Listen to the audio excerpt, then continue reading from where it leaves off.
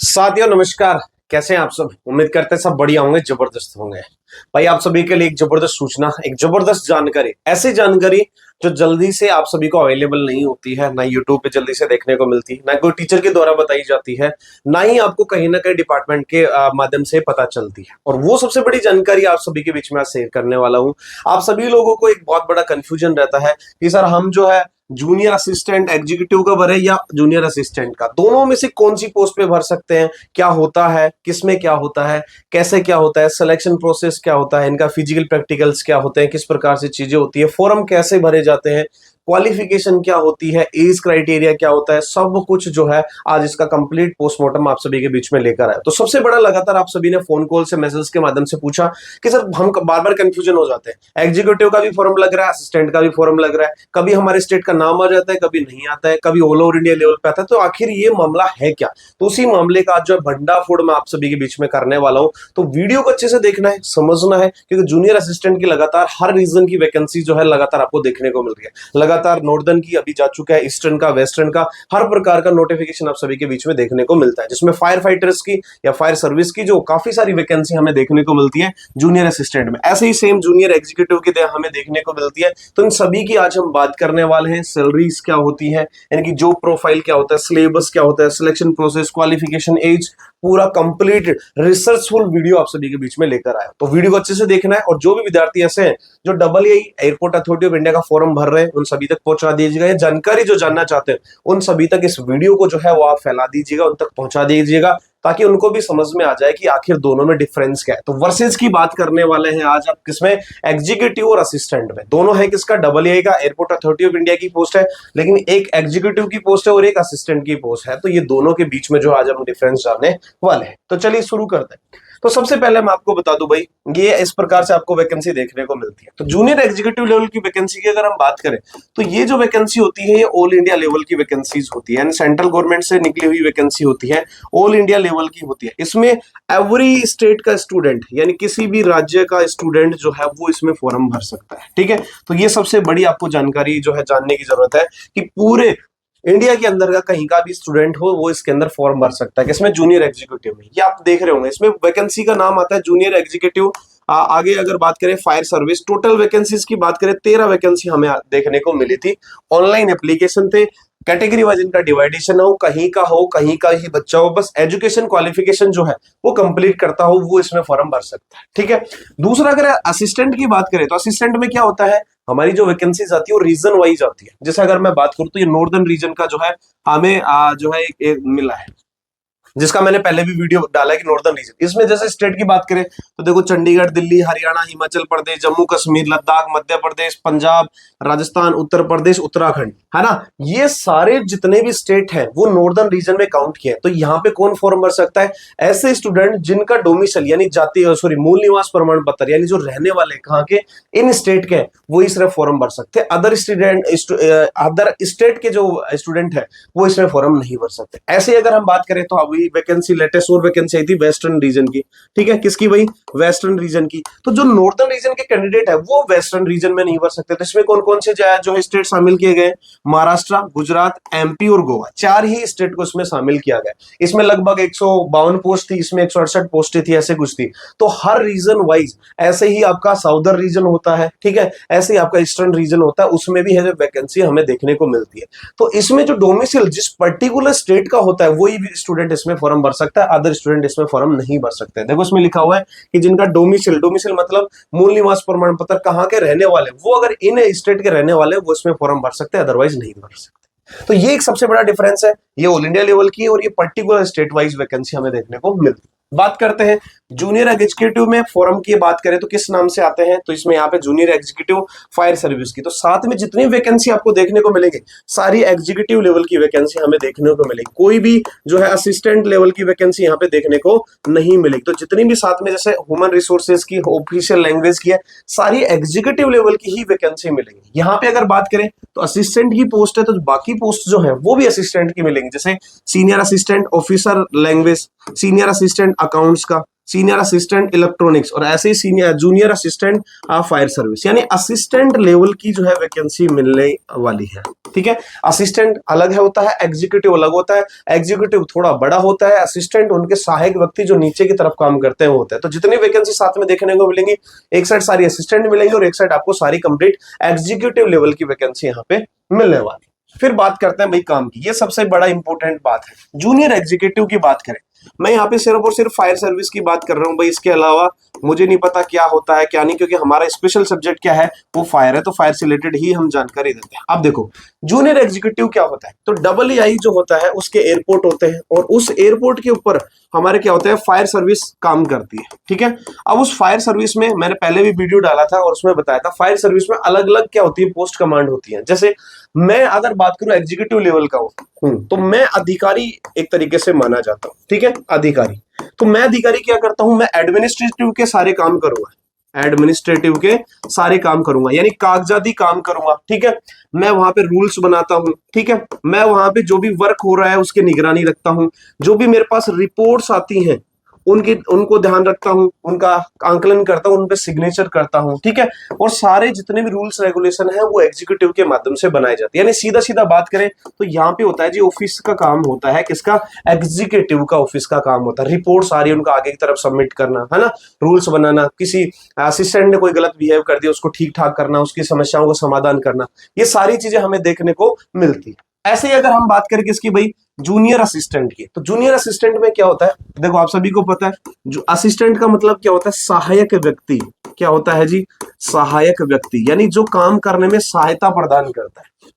ये लोग क्या काम करते हैं, इसकी मैं बात कर रहा हूं सिर्फ और सिर्फ फायर सर्विस की। तो यहाँ पे क्या काम होता है, जैसे ही हमारा एयरपोर्ट है, एयरपोर्ट के ऊपर क्या लग गई भाई, आग लग गई, तो आग लगते ही क्या करते हैं, यहां से हमारा जो फायर टेंडर है वो लेकर जाना कहां तक, जहां पे एयरप्लेन में आग लगी है वहां पे, और वहां पर जाकर जो है वहां पर आग बुझाने का काम करना, आग बुझाना, और साथ में क्या काम करना भाई, रेस्क्यू यानी बचाव कार्य काम करना, लोगों का बचाव करना।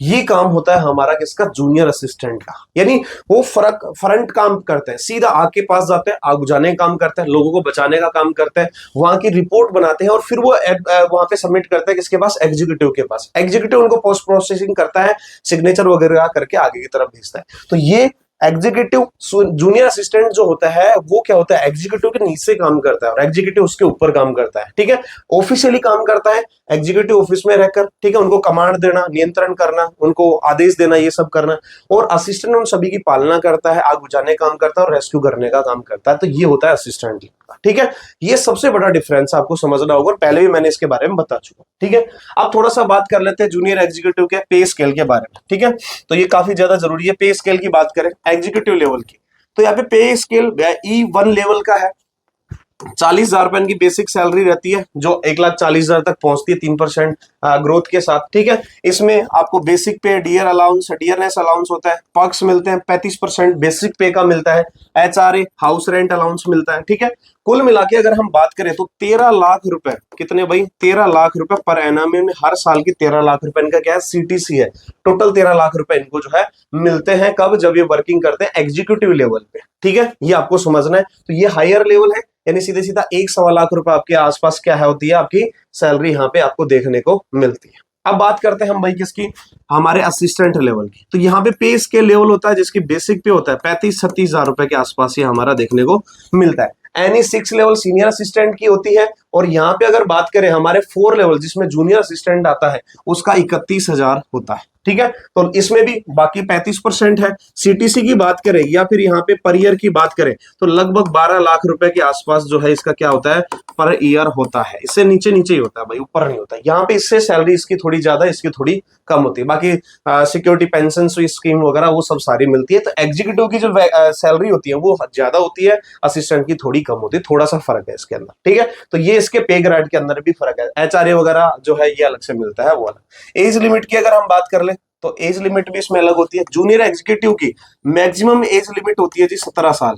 ठीक है, कितनी, 17 साल, सॉरी 27 साल इसकी क्या होती है, मैक्सिमम एज लिमिट होती है। साथ ही साथ अपर कैटेगरी में 5 साल का छूट मिलता है SC ST को, 3 साल का मिलता है OBC को। ठीक है, इस प्रकार से। अब यही अगर आप असिस्टेंट लेवल में देखोगे तो ये एज क्राइटेरिया बढ़ के हो जाता है जी 30 साल। कितना 30 साल यहाँ पे हो जाता है। यहाँ पे मिल रहा था कितना 27 साल, यहाँ पे मिल रहा है जी 30 साल, 3 साल का डिफरेंस हो गया। साथ में SC ST को कितना मिलता है 5 ईयर का छूट मिलता है।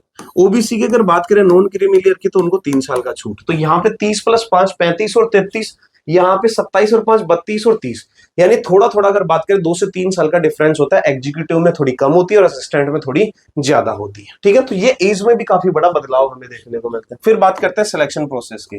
तो सिलेक्शन प्रोसेस की अगर हम बात करें तो जूनियर एग्जीक्यूटिव यहाँ पे सबसे पहला होता है जी CBT।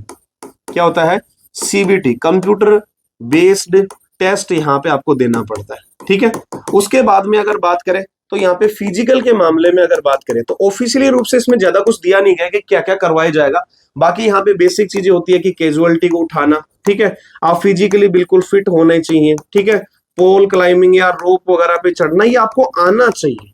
अब यहाँ पे इसकी जितनी भी वैकेंसीज हमें देखने को मिलती है उस वैकेंसी में कहीं पे भी क्लियर दिया नहीं हुआ है कि आपको 5 किलोमीटर दौड़ना है या आपको 2 किलोमीटर दौड़ना है या 100 मीटर दौड़ना है, 200 मीटर दौड़ना है। यहाँ पे फिजिकल के बारे में हालांकि कहा गया है कि फिट होना चाहिए, लेकिन मेन जो चीज होती है वो होती है इसकी CBT, यानी कंप्यूटर बेस्ड टेस्ट होता है, क्योंकि इसकी जो क्वालिफिकेशन थोड़ी हैवी लेवल की होती है बजाय इसके जूनियर असिस्टेंट के। तो ये थोड़ा सा इसमें डिफरेंस है। CBT इसमें मैन माना जाता है, थोड़ा अच्छे लेवल के हाई लेवल के थोड़े क्वेश्चंस आते हैं, इसलिए डिफरेंस हुआ। असिस्टेंट लेवल की बात करें तो पहला इसके अंदर भी क्या होता है भाई, पहला तो होता है CBT कंप्यूटर बेस्ड टेस्ट होता है, उसके बाद में आपका फिजिकल होता है। ठीक है, फिजिकल में भी 2 तरीके के, पहला एक तो आपका सिर्फ मेजरमेंट होता है। क्या होता है जी, सिर्फ मेजरमेंट किया जाता है। अब मेजरमेंट में क्या होता है, आपकी हाइट नापी जाएगी, ठीक है, आपका वेट और आपका चेस्ट। अगर आप मेल कैंडिडेट है जब तो तीनों चीजें, अगर फीमेल है तो चेस्ट नहीं नापी जाती, बाकी हाइट और वेट आपका मापा जाता है। फिर इसमें आता है आपका फिजिकल इफिशियंसी टेस्ट PET की अगर बात करें, जिसके अंदर क्या है, आपकी दौड़ है, रनिंग है। ठीक है, रनिंग आपको करनी है, आपको पोल चढ़ना है ना, आपको रोप चढ़ना है, रस्सा चढ़ना है। ठीक है, और आपको कैजुअलिटी को लेकर यानी घायल व्यक्ति को लेकर 50 मीटर भागना है। इनका टाइम डिसाइड किया हुआ है। जैसे पोल पे भी चढ़ना है लगभग 8 मीटर के आसपास, सॉरी 6 मीटर के आसपास होता है, ऐसे ही सेम रोप पे चढ़ना है, ऐसे रनिंग करनी है 100 मीटर के आसपास रनिंग है। अलग अलग प्रकार का इसमें दिया जाता है। इनमें सिर्फ पास होना कंपलसरी होता है। क्या होता है जी, पास होना कंपलसरी है। हालांकि नंबर अगर बात करें मेरिट नंबर तो वो CBT के हिसाब से ही जाती है, लेकिन फिजिकल में पास होना जरूरी है। इसके एक एक चीज के नंबर दिए, पोल को आप इतनी देर में चढ़ोगे या पूरा चढ़ोगे तो इतने नंबर मिलेंगे, रनिंग में इतनी देर में आप करोगे तो पूरे नंबर मिलेंगे वरना नहीं मिलेंगे। ऐसे ही आपको कैजुअलिटी को 50 मीटर लेके जाना है, मतलब 25 मीटर आगे और 25 मीटर वापस, तो उसके भी नंबर दिए। अगर इसमें अगर आप फेल हो जाते हो तो वहीं उस तुरंत आपको बाहर कर दिया जाता है। सिर्फ पास होना कंपलसरी है, इसलिए इसका थोड़ा फिजिकल हार्ड माना जाता है बजाय किसके, एग्जीक्यूटिव लेवल के। तो ये थोड़ा सा सिलेक्शन प्रोसेस में थोड़ा, मेडिकल दोनों में कंपलसरी मेडिकल होता है, उसके बाद में आपका फाइनल सिलेक्शन होता है। तो हालांकि अगर बात करें तो लगभग थोड़ा सा सेम है, लेकिन थोड़ा सा इसमें परिवर्तन देखने को मिलता है, फिजिकल इसमें थोड़ा सा अलग प्रकार का। ठीक है, अब बात कर लेते हैं यहाँ पे एजुकेशन क्वालिफिकेशन की। तो एग्जीक्यूटिव लेवल में अगर बात करें तो जो भी हमारी जूनियर एग्जीक्यूटिव फायर सर्विस की है उसमें प्रॉपर तरीके से फायर से रिलेटेड चीजें दी गई है। जैसे एजुकेशन क्वालिफिकेशन की बात करें, इंजीनियरिंग BTech आप होने चाहिए, किसमें, पहला फायर इंजीनियरिंग में हो सकते हैं, मैकेनिकल और ऑटोमोबाइल। इसके अंदर आप तीनों में से कोई सी भी डिग्री आपके पास है तो आप इसमें फॉर्म भर सकते हैं। एक्सपीरियंस की हमें बिल्कुल भी जरूरत नहीं होती है, यानी बिना एक्सपीरियंस भी आप चल जाते हैं। बात करते हैं जूनियर असिस्टेंट में।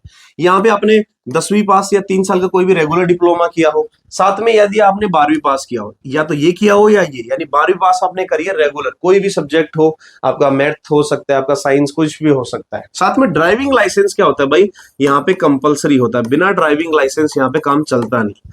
या तो आपके पास वैलिड हैवी लाइसेंस होना चाहिए, आपकी जो डेट यानी फॉर्म लगे हैं उससे पहले का। ठीक है, यदि आपके पास मीडियम व्हीकल का लाइसेंस है तो वो कितने साल का, 1 साल पुराना होना चाहिए। अगर लाइट है तो वो 2 साल पुराना होना चाहिए।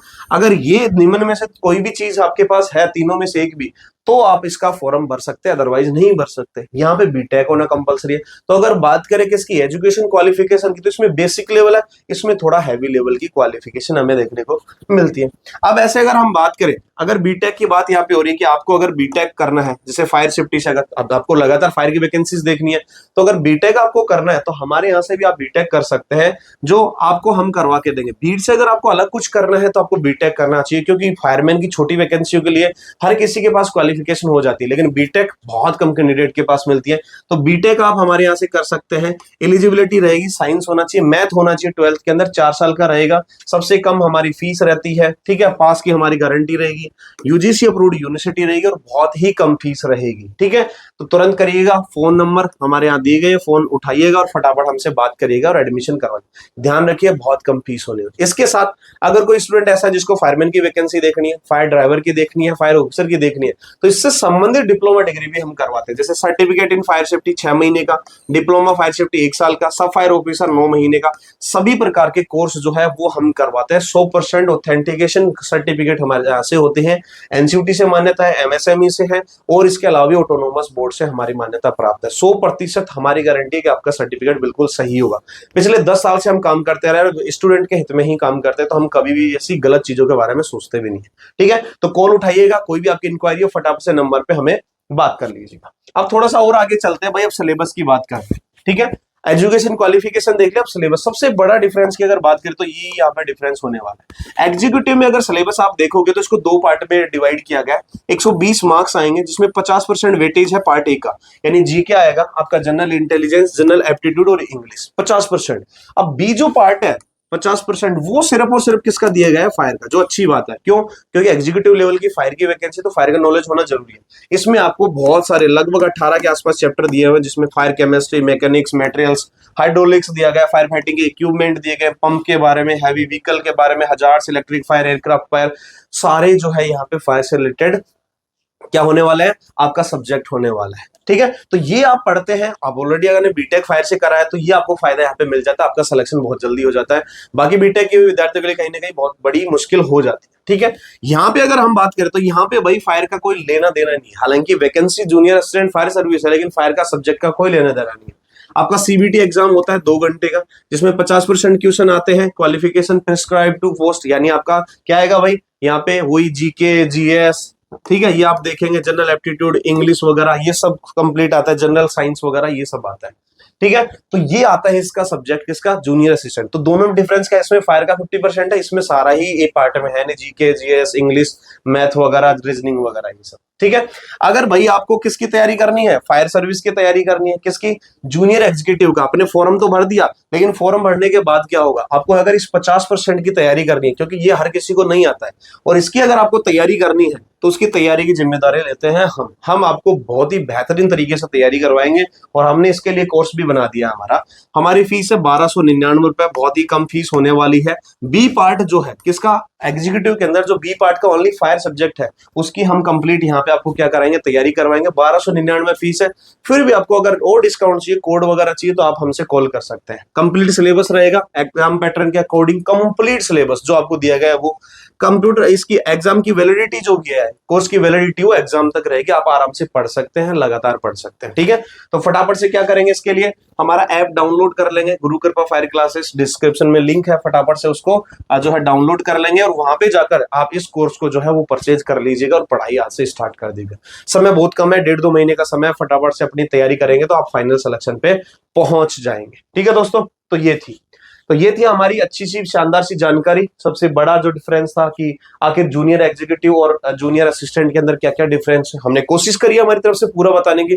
फिर भी कुछ रह गया तो कमेंट बॉक्स में आप कमेंट कर सकते हैं, या फिर आप हमें पर्सनल नंबर पे कॉल करके भी आप पूछ सकते हैं, ठीक है। तो उम्मीद करता हूँ वीडियो अच्छी लगे तो सभी दोस्तों के साथ शेयर कर दीजिएगा, और जूनियर एग्जीक्यूटिव का कोर्स लेके पढ़ाई अपनी शुरू कर दीजिएगा। तो मैं मिलूंगा आपसे जल्दी, तब तक के लिए जय हिंद, जय भारत।